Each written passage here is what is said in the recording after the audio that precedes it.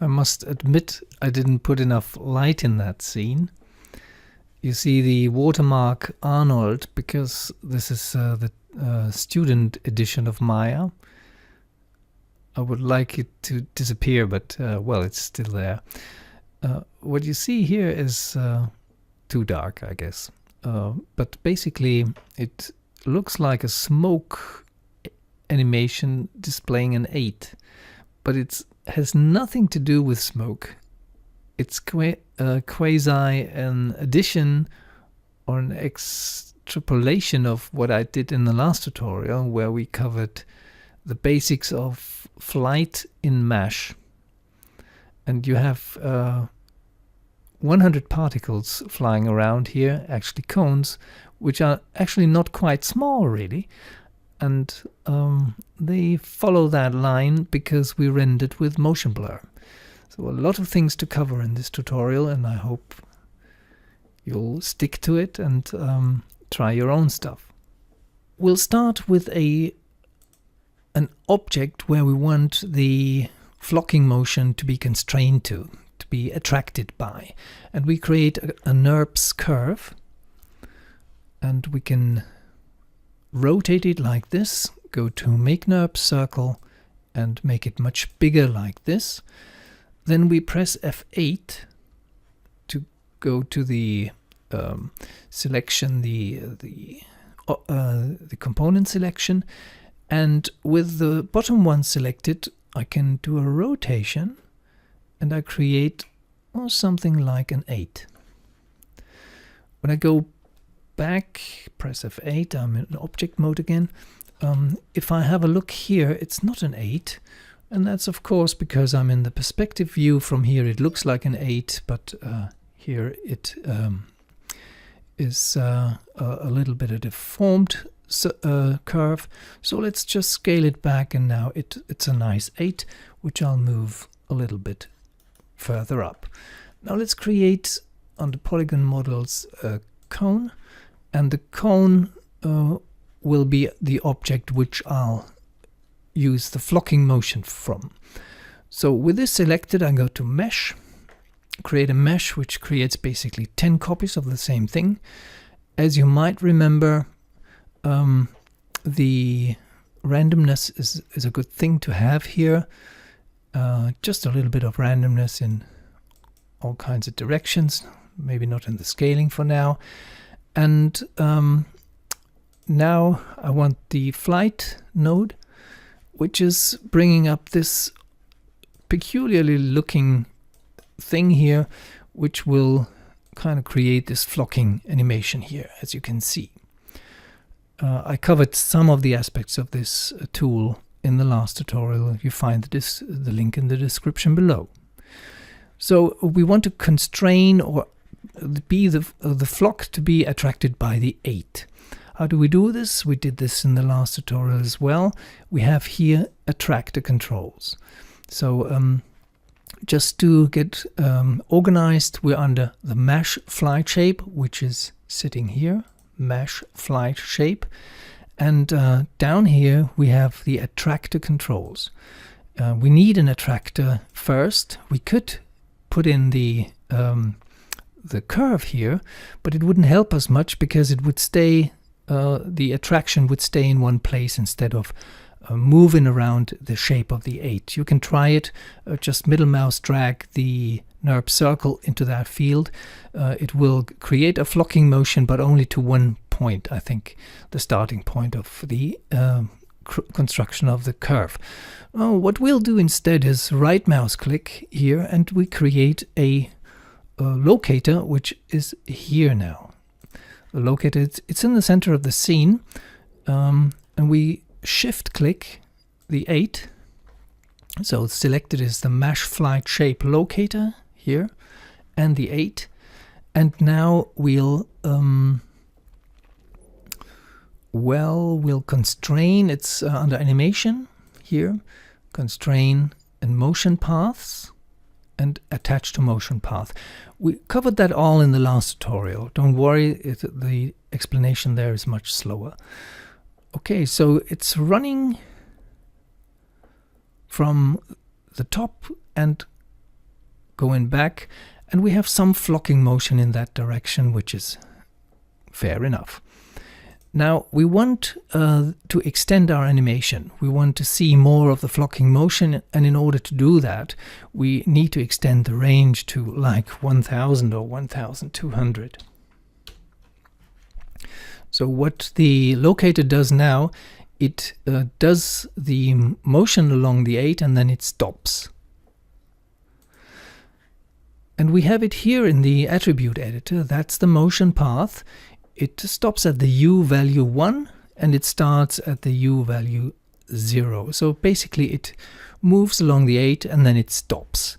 And if we select this by clicking select here, we see the keyframes. They are here, 1, and the next one is at frame 120, because that's how we started the scene with before we extended the range to 1200. Now let's have a look at the graph editor to see the animation. Windows Animation Editor, Graph Editor. It's right here. Here you see that that's the animation as it goes. It ends at 120 frames, which is good for now, but it starts slowly here. It accelerates and then it stops slowly, which is good. But if we want the motion to be repeated, we don't want that.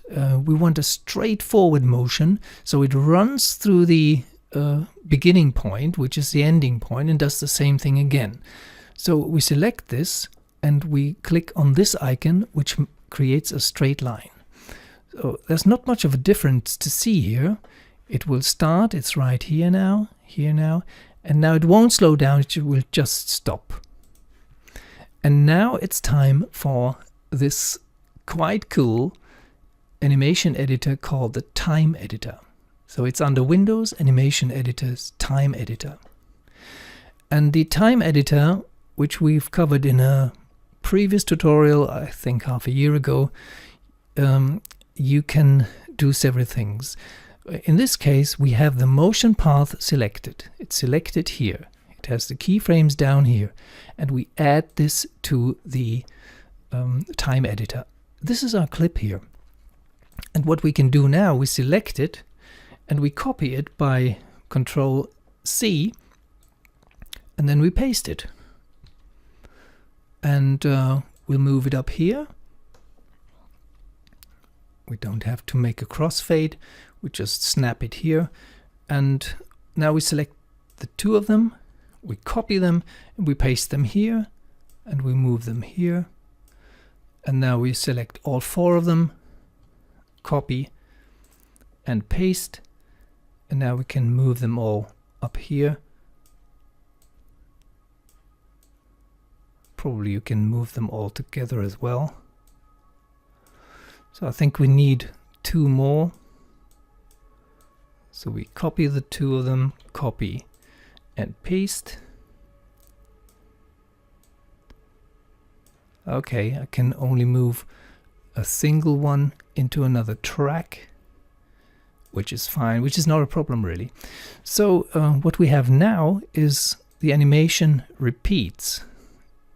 Here's the locator, and it continues here because we in the time editor we said do it again. Actually it does the same animation again, and it gives the flocking birds more time to adjust. Now let's create a couple of more of the flocking objects and scale them down. So they're currently, where are they? That's the polygon cone, the original one, yeah, and we scale it down, which scales all the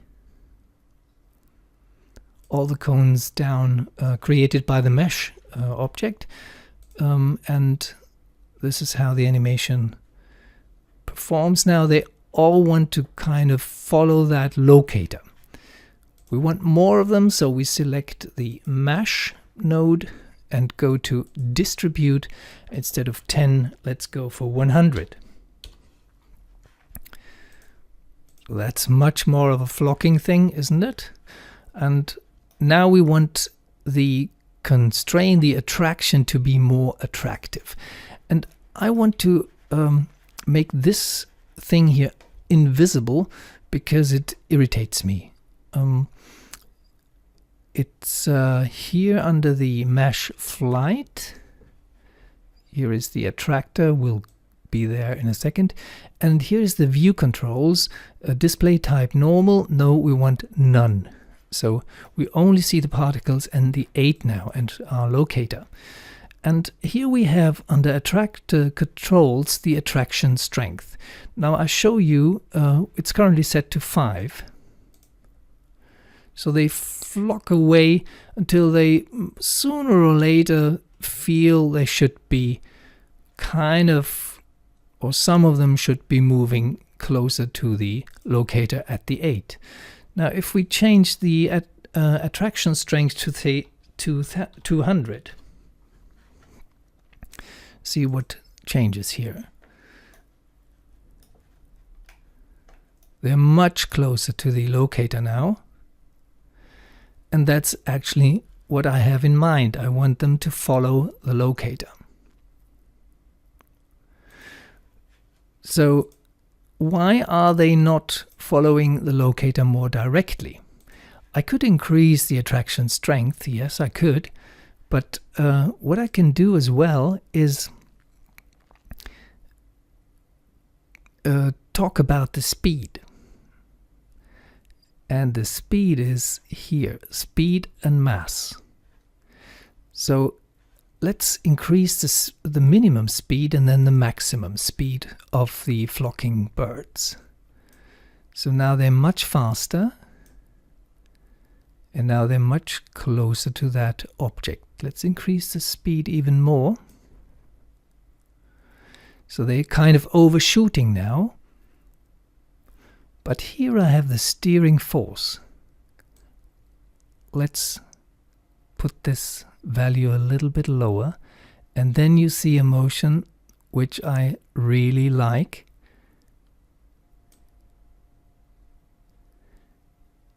They're all flocking around the locator. So here I have them. That's the major parameter to do this. Maybe I leave it here for now. Or a little bit down. Like this. So they are very close now. And now we're getting close to the Alembic thing. Let's render this. In order to render it, we of course need a light. And let's create an area light for a change now. The area light, it looks like this. Let's make it larger. It points into this direction, which is fine.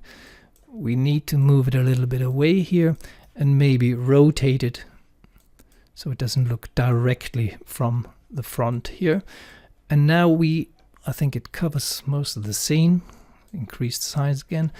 Under show here in that window, we can now hide all the lights. So the light is still shining, but it's not visible. It's not in our view because we don't want to select the light instead of the 8 or whatever. So let's render it with Arnold now. Arnold shows us black, and that's because the light is not strong enough. So if we uncheck normalize, we get at least a little bit of the flocking motion here. It's rendering almost in real time here, but of course we need to make it more bright. So the intensity is here and the exposure is here. So that's maybe too bright, so we need a little bit of contrast. So that's fine. Now we will introduce the motion blur, because the particles can actually show us the way they move around that 8. But of course, when we render frame by frame like this, we cannot see where the 8 is supposed to be. We just see particle swarms doing an animation here, moving around pretty wildly in nature.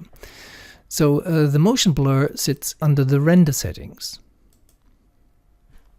The render settings have an Arnold tab here, and here is the motion blur.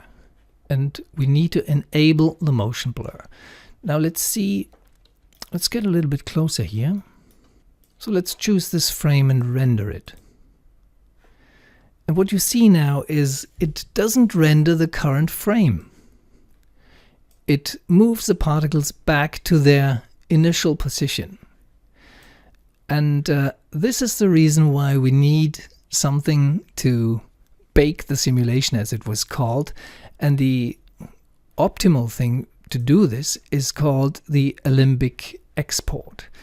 Alembic means the geometry plus the dynamics and the animation goes into one file, which can be used by other pieces of software, by collaborating colleagues, and it's much more than exporting a Maya scene because it's more independent of the individual platforms, plus it has the dynamics built in. More about Alembic in the description of the Maya tutorials, I guess. And here it is, cache, Alembic cache, and we're gonna export all of our scene, the whole scene, to Alembic.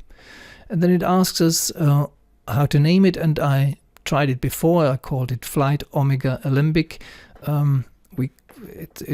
I tried it with an omega sign, actually, that's the reason. So let's export it, and now it's being exported. You see it plays back while it's exporting the animation with that flocking motion. And the result we'll get is interesting, and we need to have a look at it before we actually use it. So let's save this scene. And now I create a new scene, and I import under cache. I import an Alembic, and I import the Alembic we just saved. So it's here now. What it did was it copied things which we don't actually need, not everything we need, which is here. You see, we have the hidden perspective, top, front and side view cameras here. Now we have new cameras here. Let's delete the front one, the side one and the top one, because if we don't, Arnold actually will render the side views, etc. of the new perspective or side aspects. So we have the original cone, which we need to hide, Control H.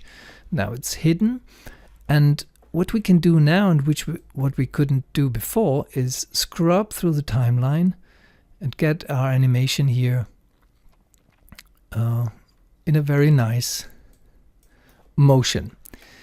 So now we can go to the render settings, which are here, and under Arnold activate motion blur. Let's keep this window here for a second and render the scene. The area light doesn't arrive as an Arnold area light, but just as a locator here, which is interesting. I don't know why that happens, but we can delete it and create a new light now, an area light, and do the same procedure as before. We scale it up. We move it back, we move it up, we make it look down and a little bit to the side. So this is the proper Arnold area light. Now let's go back to our rendering. We can't see anything because the intensity is not strong enough, so we uncheck normalize here. And now we see something, and we make it a little bit brighter here. So that's already rendered with motion blur now, and that's what we're trying to get to. Now with this window here, I should actually dock it, but I don't like undocking so much because I always have to search for the docking option. And here is the render settings. If we want the outline of the 8 to be more visible, we need the length the motion blur is looking at the animation be much more than just half a frame. 0.5 is the current length. If Maya or Arnold looks 40 frames back and 40 frames forward, it's a different thing. So we refresh the rendering and this is what we get. And of course we don't want that precision here, so we want a much more blur here. So it blurs over 9 keys now, which is quite nice. And if we look at, say, 80 frames, we get much less light. So let's let it stick there. Now what I'll do is I show you the batch rendering process. We go to Common, we give it a name, say 8 flight. We can render whatever we like, PNG or JPEG or XR. And now the important thing is we're not rendering a single frame, but several frames. And let's see where the animation starts properly, where the particles arrive.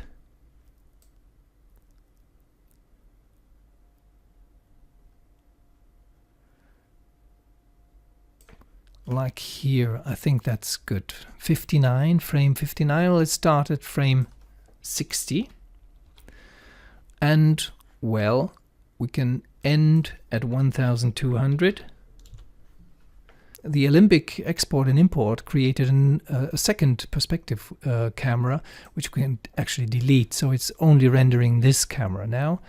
And this is the size of the image, 960 by 540, and that's basically everything. In Arnold render settings, enable motion blur and the peculiar settings here for the length, maybe 50. Well, and now you go to render, rendering. You have the rendering menu here. You find a nice angle for your view here, for example this one. And now you do a batch render down here. And since it's just a student version, it always gives me that warning. It must not be used for commercial purposes, but we're learning here. So we continue, and in a second the rendering will start. It already sort of started, and in a second or two Arnold will say, I rendered the first frame.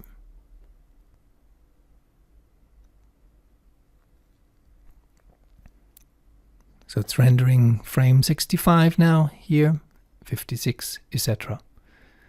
And once it's finished, I'll show you the result. I hope you liked that. It's about flocking motion, flight in Mesh, about the time editor, about Alembic export and import. So we covered quite a lot here.